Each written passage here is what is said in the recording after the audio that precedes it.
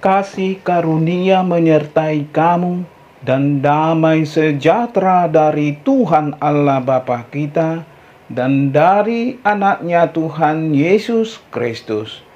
Amin. Horas. Salam. Selamat pagi dan salam bahagia bagi kita semua. Salam sehat dan tetap semangat. Selalu berpengharapan dan tak ada yang mustahil bagi Tuhan. Yesus Kristus sangat peduli dan mengasihi kita. Sahabat yang baik hati, marilah kita menggunakan waktu sejenak untuk berdoa, membaca, dan merenungkan firman Tuhan untuk kita dengarkan pada hari ini, Kamis tanggal 3 Februari 2022, tertulis di dalam 1 Korintus pasal 12 ayat 3. Demikian dikatakan firman Tuhan. Karena itu, aku mau meyakinkan kamu bahwa tidak ada seorang pun yang berkata-kata oleh Roh Allah dapat berkata, terkutuklah Yesus, dan tidak ada seorang pun yang dapat mengaku Yesus adalah Tuhan selain oleh Roh Kudus. Molo di bibelta di dok masongonon, dibaheni hupabotohon matuhamu, dang tarbahen halak nama katai marhite-hite tondini debata mamurai Yesus. Jala holam marhite-hite tondi parbadia do targuar Yesus Tuhan. Ido sahatna hatani tuhatna. Sahabat yang baik hati yang dikasihi Tuhan Yesus Kristus, Korintus adalah sebuah kota kuno di Yunani yang pada masa pelayanan Paulus adalah merupakan kota metropolitan terkemuka. Kota ini merupakan kota yang majemuk karena rakyatnya terdiri dari berbagai bangsa, suku, kepercayaan. Kota ini terkenal sebagai kota yang angkuh secara intelektual, kaya secara materi, dan bejat secara moral. Ketika Paulus sedang dalam pelayanannya di Efesus, dia menerima surat dari jemaat di Korintus bahwa adanya persoalan yang mereka hadapi dan mereka butuh nasihat dari Paulus. Salah satu yang dihadapi masalah adalah ketidaksatuan jemaat dalam memahami dan menggunakan karunia yang Tuhan berikan kepada mereka. Banyak di antara para jemaat yang terpengaruh oleh ajaran Gnostik, sehingga Paulus menekankan bahwa orang Kristen memiliki roh yang bersumber dari Allah, dan karena itu menjadi orang yang merdeka. Di sini Paulus menjelaskan bagaimana roh memberikan karunia-karunia khusus kepada umatnya. Orang Kristen yang memiliki karunia dan kemerdekaan, namun itu bukanlah untuk dirinya sendiri atau untuk disalahgunakan demi kepentingan sendiri dengan cara sembrono dan semau-maunya, melainkan supaya ia dapat memanfaatkannya demi kebaikan saudaranya dan demi membangun gereja di dalam kasih. Karena itu Paulus melalui surat ini berusaha menarik kembali gereja itu kepada kesatuannya yang semula, yaitu satu dalam Kristus. Sahabat yang baik hati yang dikasihi Tuhan Yesus Kristus, dalam ajarannya Paulus memberi penjelasan kepada jemaat Korintus bahwa Roh Allah akan membimbing dan menguatkan bahwa Yesus adalah Tuhan. Tondi ni debatado na manogihon dohot margogoihon mandok Yesus do Tuhan. Roh Kudus akan selalu memimpin orang percaya untuk mempermuliakan Yesus. Tondi parbadia do na manguluhon na porsea laho pasangapon Yesus. Inilah kasih karunia itu. Odo asini rohai, bahwa setiap orang akan Tuhan berikan karunia. Dalam bahasa Yunani, karismata berasal dari kata charis yang artinya kasih atau karunia. Pengakuan utama orang yang dipimpin oleh Roh Allah adalah Yesus adalah Tuhan.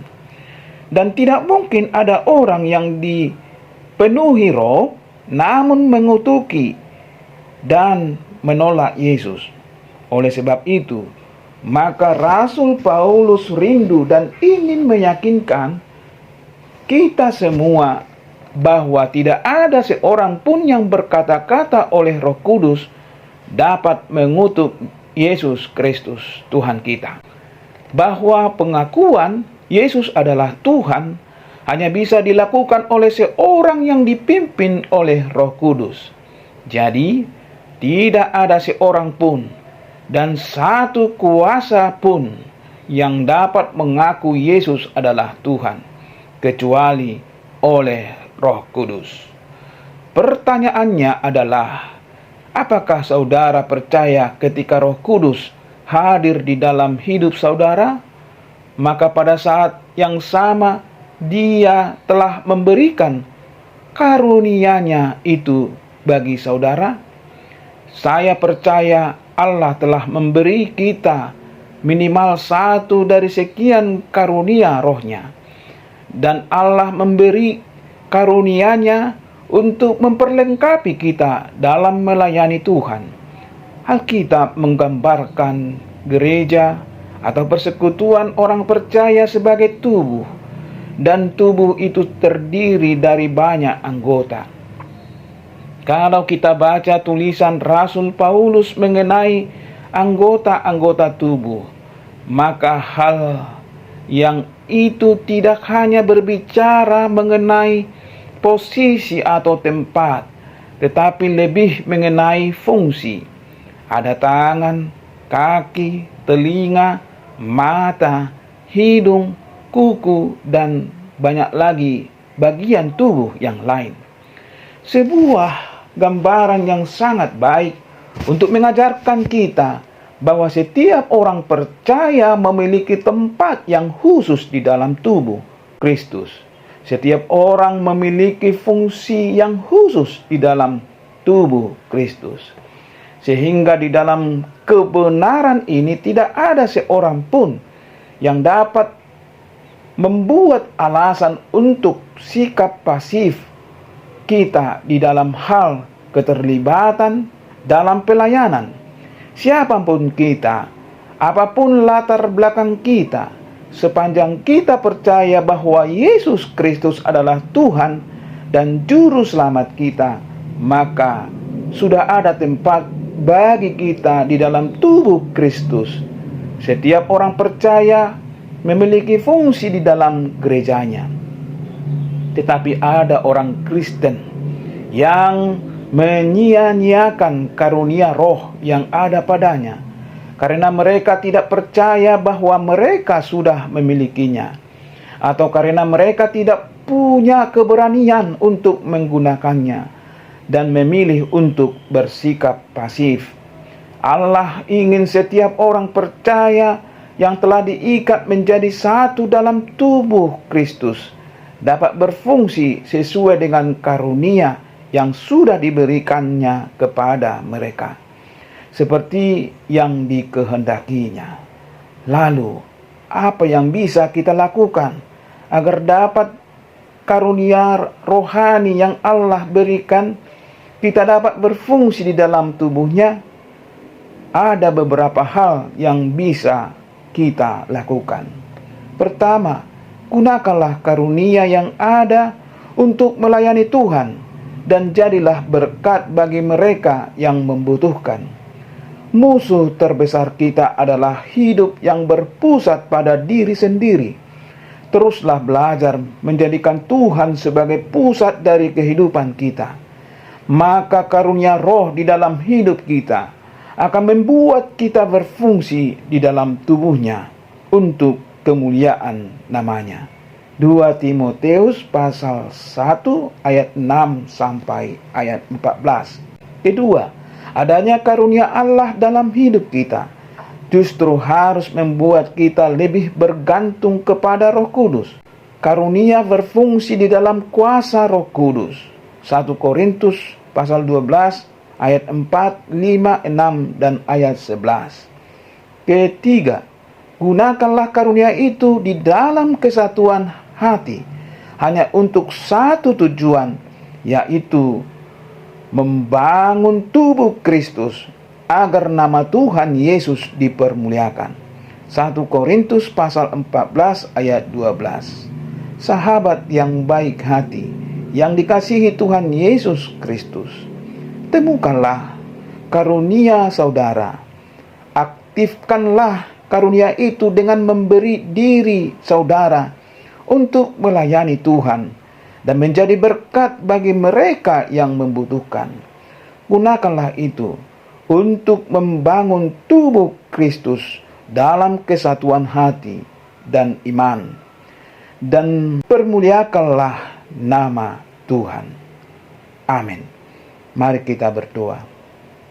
Terima kasih Bapa untuk segala karunia yang indah yang telah Engkau berikan pada gerejamu.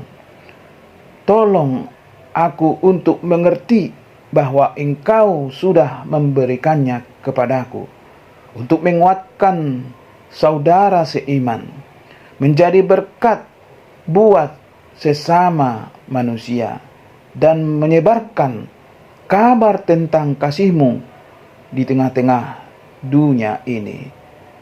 Terima kasih, anugerah kasih-Mu yang senantiasa mengalir di dalam hidup dan kehidupan kami. Ampuni kami Tuhan dari dosa kesalahan kami, agar kami layak menerima kasih karunia-Mu. Di dalam nama Tuhan Yesus kami berdoa dan mengucap syukur. Amin. Horas, salam.